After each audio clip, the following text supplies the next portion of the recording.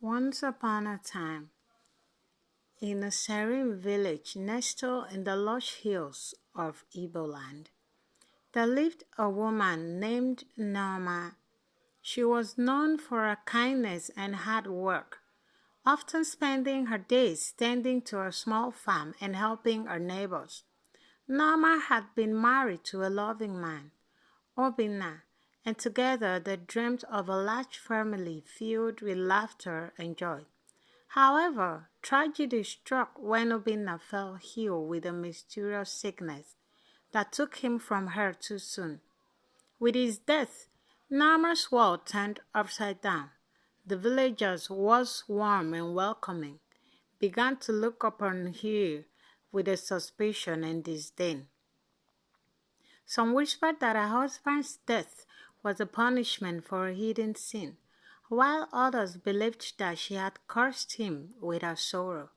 Left alone and grieving, Norma found herself ostracized, forced to fend for herself during a difficult pregnancy. As the months passed, her belly grew heavy with child, and with the weight of her loneliness increased. Norma often wandered into the forest, seeking solace among the whispering trees and the gentle rustling of the leaves, but the village continued to shun her, and even her attempts to find work were met with scorn. Desperate to survive, Norma wandered into the village and took on menial jobs in the village, but her pay was meager, barely enough to feed herself and her unborn child. One fateful day, Norma was hired by a woman named Ifeinwa, who owned a yam farm. Ifeinwa pretended to be sympathetic to Norma's plight, but secretly harbored resentment towards her. Jealous of Norma's resilience, Ifeinwa devised a plan to ruin her further. As Norma worked tirelessly, her back aching and her spirit weary, Ifeinwa accused her of stealing yams from the farm, claiming she saw Norma taking them home. The villagers were quick to believe Ifeinwa. They gathered around, shouting accusations, their faces twisted in anger. Norma pleaded her innocence, tears streaming down her face, but her voice was drowned by the crowd's fury. In their eyes, she was already an outcast, and this accusation was the final nail in her coffin. The punishment for theft in the village was severe, exile or even worse. Fearful for her life and desperate to escape, Norma ran into the forest, heart racing, knowing the villagers would soon hunt for her. In the depths of the forest, she collapsed against a tree. The weight of her pregnancy almost took much to bear. As she swept and wept, a woman appeared before her. She was an elder, with a kind face and wise eyes that seemed to see deep into Norma's soul. "Do not be afraid, child," the woman said gently. "I am Ijoma, a spirit of the forest. I have watched over you and your sorrow. I can help you escape this pain, but there is a price." Norma looked up, her heart heavy with uncertainty. "What must I give?" she asked, her voice trembling. Ijoma spoke slowly. "I have long yearned for a child to call my own. If you give me your baby when it is born, I will ensure you are safe from the villagers and the punishment they seek." Faced with despair and unable to see another way, Norma agreed. She felt a strange mixture of relief and sorrow, knowing she was trading a child for safety. The elder nodded and waved her hands, casting a spell of protection over Norma. The villagers, searching frantically for her, could no longer see her. Norma returned to her home where she gave birth to a beautiful baby boy whom she named Chijioke. The child was her only source of joy in a world that had turned against her. Despite the agreement with Ijoma, Norma loved Chijioke fiercely and poured her heart into nurturing him. hoping one day to reclaim her rightful place in the village. For 3 years, she raised Chijioke in the hidden safety of the forest, teaching him the ways of nature and the tales of their ancestors. But as he grew, so did the ache in her heart. Nama was torn between her love for her child and the promise she had made. The bond between mother and son became a theater she could not easily sever. As the years passed, however, the village began to heal from their initial judgments. They slowly began to forget the stories of Nama alleged crimes, especially as the seasons changed and the crops flourished. Yet, Nama knew the truth was lurking in the shadows of her heart, waiting to catch up with her. Finally, the time came for Nama to fulfill a promise to Ijoma. The elder appeared in the forest one evening, the air thick with an uneasy tension. Nama's heart raced. "It is time," Ijoma said, a voice echoing with a haunting melody. Nama's eyes filled with tears. "I cannot give him up," she pleaded, clutching Chijioke to her chest. "He is my life, my hope. Please, Ijoma, I beg you." But the elder was unwavering. "A deal is a deal, Norma. I have been patient, but I cannot wait any longer." In desperation, Norma made a final plea. "Please let him grow a little longer. Let him be old enough to understand the world before I make this sacrifice."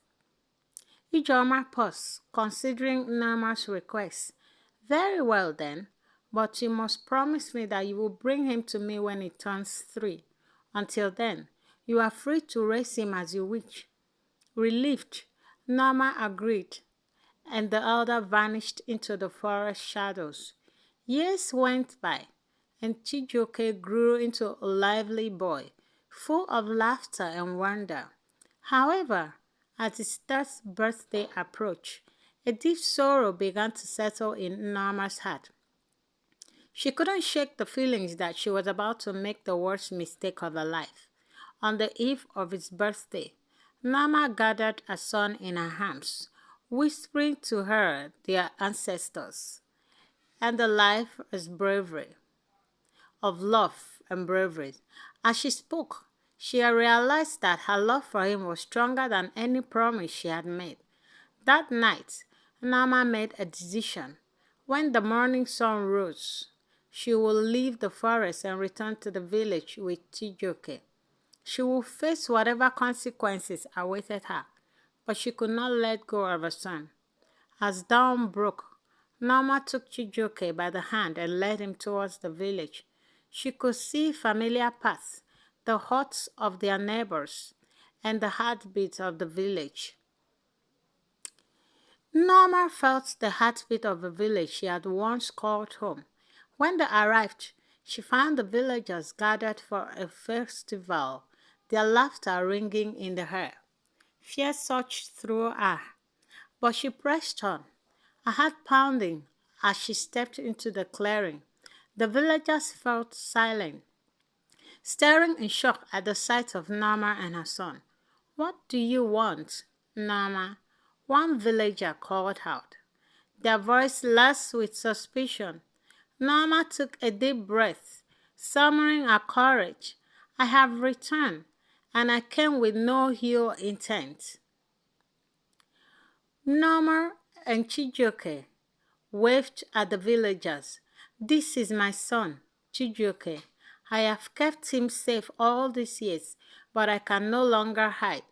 A murmur ran through the crowd, confusion and curiosity mingling with their lingering doubts. Then, unexpectedly, a woman stepped forward. Itoro, a neighbor who had once been a close friend. "Norma, we thought you were lost to us," she said softly, stepping closer. "We were wrong to judge you. Your strength and love has brought you back." The villagers began to talk amongst themselves. Their expressions softened. The festival had been a celebration of forgiveness and unity, and Norma's return seemed to echo the very spirit of that celebration. Chijioke, sensing the change, stepped forward and smiled at the villagers, his innocence breaking the tension. I love my mother, he declared, his voice bright and clear. She is strong and kind, and I want to know everyone. The crowd erupted into laughter, the warmth of acceptance washing over Norma one by one. The villagers approached her, intending hands of friendship. They welcomed her back, offering her food, support, and love. It was as if the years of isolation melted away with the moments of shared joy. But deep in her heart, Norma felt the weight of her promise to Ijoma. She knew the elder would not be pleased with her defiance. That night, as the village danced and sang, Norma felt a shiver run down her spine. The next day, as she awoke, the forest called to her. Knowing she had to face Ijoma, she ventured into the depths of the trees, her heart heavy with remorse. Then she arrived at the right grove. Ijoma wants remorse. When she arrived at the sacred grove, Ijoma was waiting, her expression stern yet understanding. You have broken a deal, Norma, the elder said. What do you have to say for yourself? Ijoma, I know I have betrayed you. Norma replied, tears streaming down her face, but I could not part with my child.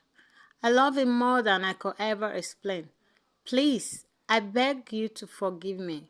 Ijoma gaze softened as she looked at Norma. Your love has the power to mend what was broken, Norma. But understand this, every action has a consequence. You have chosen love, and that I will grant you all you have wished for. Go back and spread the good news. Share love and take good care of your son. Love him with all you have and learn to love others. Spread this good news and everyone will be safe. What do you learn from this story? Please drop your comments, your thoughts, share, like, and subscribe. And don't forget to click on the notification button to get new stories each time it's dropped.